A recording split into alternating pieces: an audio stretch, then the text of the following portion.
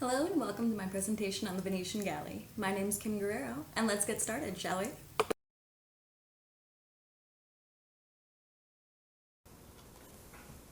The rise of Venice as a dominating economic force during medieval times can be attributed to not only their location among numerous islands and canals, but the ability of the Venetian arsenal to mass produce and supply its navy with superior vessels.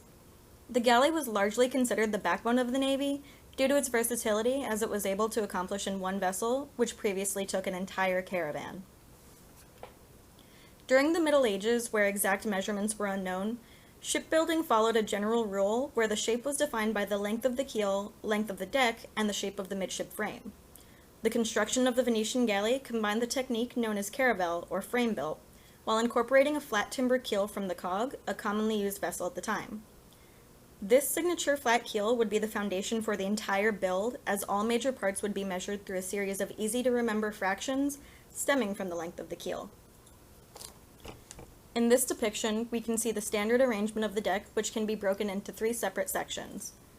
Located at the bow, a fighting platform headed by the rostrum, or battering ram, a taller stern castle where the galley's lantern and windsock were situated, and between them a rowing area separated by gangway down the center. Notice the benches set slightly at an angle. This allowed enough room for proper rotation of individual oars. Depending on the length of the galley, a range of 25 to 30 benches was common, as this would provide the bulk of the ship's power. Galleys generally held two masts which housed their secondary propulsion method, triangular lateen sails set on yards measuring close to the entire length of the ship. It was thanks to these components that they were primed for battle. With such agility and maneuverability, the galley of the 14th century and beyond could sail the length of the Adriatic within days. The ability to move independently of the wind proved extremely beneficial for the merchants, as it kept some semblance of a schedule, who in turn could plan for future investments. The Venetian galley of the late 13th century was used primarily as a protective warship for merchant vessels traveling to Syria and Constantinople. It wasn't until the turn of the new century that shipbuilders adapted them for commercial use.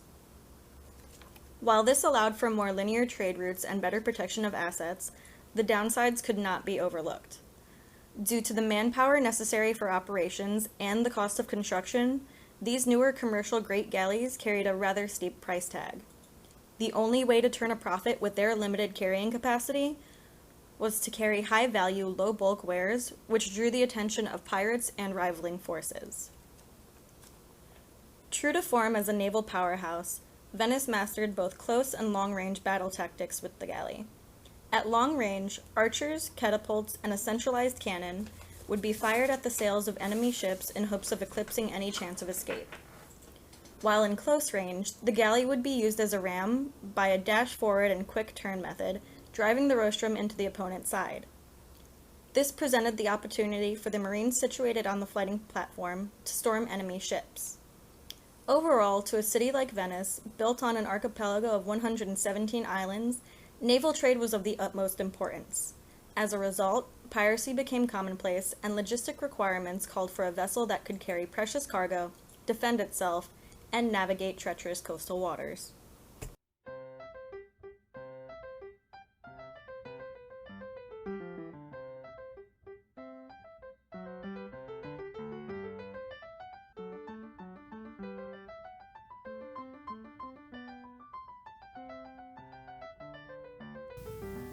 Here's a fun fact. The only surviving Venetian galley to date was discovered in 1997 off the coast of the sunken island San Marco de Bocolama. However, it was resubmerged to protect against environmental damage.